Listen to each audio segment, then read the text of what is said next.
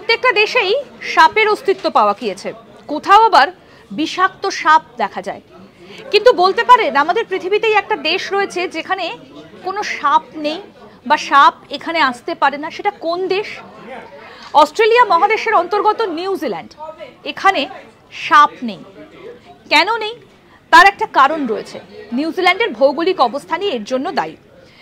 এই দেশটা দক্ষিণ মেরুর বেশ কাছাকাছি অবস্থিত। এখানে বিভিন্ন প্রজাতির সরীসৃপের কিন্তু অভাব নেই, কিন্তু সাপের অভাব রয়েছে। কারণ কি?